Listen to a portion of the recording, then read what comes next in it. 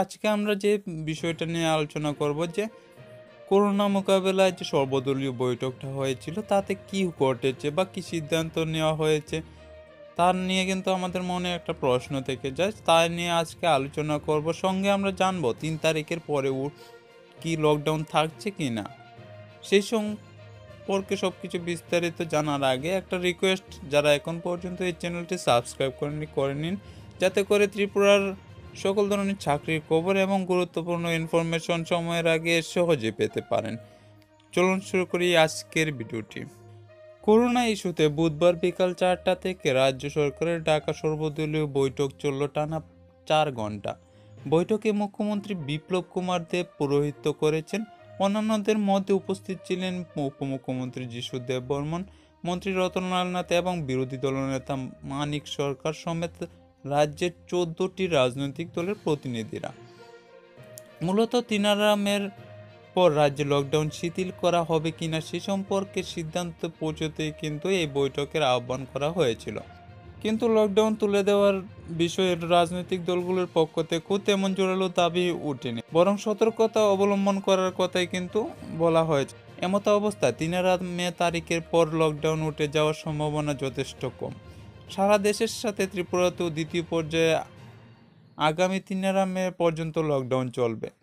কেন্দ্রীয় স্বরাষ্ট্র মন্ত্রক অনেকগুলো জরুরি গুরুত্বপূর্ণ ক্ষেত্রের জন্য ছাড় ঘোষণা করেছেন, ফলে অফিস চলাকালে রাস্তাঘাটে কিছু মানুষ দেখা যাচ্ছে। এদিন স্বরাষ্ট্র মন্ত্রক অবশ্য আরও 3টি ক্ষেত্রের জন্য ছাড় দিয়েছে। যারা পর্যটক রয়েছেন, শ্রমিক রয়েছেন কিংবা ছাত্রছাত্রী রয়েছেন তাদের জন্য ছাড় ঘোষণা করা হয়েছে, অর্থাৎ তারা চাইলে বাড়িতে ফিরতে পারবেন। সেই সঙ্গে লকডাউন উঠলে যাবতীয় ক্ষতিপূরণ করে কিভাবে সবকিছু স্বাভাবিক করা যায় তার জন্য রাজ্য সরকার পরিকল্পনাগুলিও মুখ্য সচিব তুলে ধরেছেন। এক্ষেত্রে মুখ্য সচিব সকল রাজনৈতিক দলের প্রতিনিধিদের সঙ্গে পরামর্শ করেছেন। বিরোধী দলনেতা মানিক সরকার রাজ্য সরকার তথা মুখ্যমন্ত্রী বিপ্লব দেবের ভূমিকা প্রশংসা করেছেন।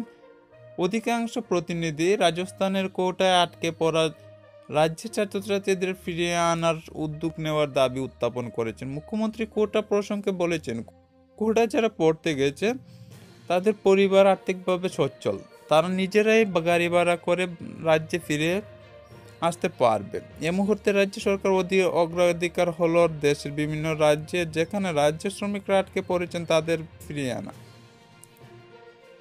তাদের কাছে টাকা নেই, গাড়ি ভাড়া করে আসা তাদের পক্ষে সম্ভব নয়। সরকার তাদের খোঁজ নিয়ে কিভাবে রাজ্যে ফিরিয়ে আনা যায় সেটা দেখছে। অন্যান্যদের গাড়ি ভাড়া দিয়ে সহায়তা করার বিষয়ে সরকার এখন ভাবছে না, তবে কেউ গাড়ি ভাড়া করে আসার ক্ষেত্রে স্থানীয় জেলা প্রশাসনের পাস পেতে পারে এবং এ বিষয়ে যদি কোনো সমস্যা হয় তাহলে কিন্তু রাজ্য সরকার সাহায্য করতে প্রস্তুত। মুখ্যমন্ত্রী তার দীর্ঘ 50 মিনিটের ভাষণে রাজনৈতিক দলের প্রতিনিধিদের উত্থাপিত সবকটি প্রশ্নের জবাব দিয়েছে। চোরাইবাড়ি সীমান্ত দিয়ে প্রতিদিনই যাত্রীরা ফিরছেন, তাদের যথারীত কোয়ারেন্টাইনে নেওয়া হচ্ছে, কিন্তু কোনো রকম চেকিং ছাড়াই রাজ্যে প্রতিদিন শয়ে শয়ে ট্রাক ড্রাইভার প্রবেশ করছেন। কেউ কেউ অ্যাম্বুলেন্স ভাড়া করে বাড়িতে ফিরছেন। চোরাইবাড়ি যাত্রীদের জন্য কোয়ারেন্টাইনের ব্যবস্থা করা হলেও ড্রাইভারদের ক্ষেত্রে ছাড় দেওয়া হয়েছে। এমনকি আগরতলায় আসার পরও তাদেরকে নজরদারিতে রাখা হচ্ছে না, ফলে ড্রাইভারদের মাধ্যমে রাজ্যে করোনা সংক্রমণের আশঙ্কা উড়িয়ে দিচ্ছেন না কোনো মহল। এদিন চেন্নাই থেকে আসা অ্যাম্বুলেন্স চালকের দেখে করোনা সংক্রমণের ঘটনা কিন্তু আশঙ্কাটাকে আরও বৃদ্ধিমূল করছে। এই পরিস্থিতিতে 3 মে তারিখের পর রাজ্যে লকডাউন চালিয়ে যাওয়া উচিত কিনা তা নিয়ে এদিন দীর্ঘ প্রায় 4 ঘন্টা বৈঠকে আলোচনা করেছেন রাজনৈতিক দলের প্রতিনিধিরা। বৈঠকে উপস্থিত শাসক দল সহ বিরোধী দলও এ ব্যাপারে সতর্ক থাকার কথা বলেছে। বহিরাজ্য থেকে আসা কাউকে যাতে ত্রিপুরা প্রবেশের সম্মতি না দেওয়া হয় তার জন্য প্রস্তাব রেখেছেন অনেকে। এমত অবস্থায় মুখ্যমন্ত্রী শ্রী বিপ্লব দেব কার্যত ইঙ্গিত দিয়েছেন 3 মের পরেও লকডাউন কিন্তু উঠছে না। এই হলো বন্ধুরা আজকের ভিডিওটি ভালো লেগে থাকলে লাইক, শেয়ার ও চ্যানেলটি সাবস্ক্রাইব করতে অবশ্যই ভুলবেন না। জয় হিন্দ, জয় ভারত।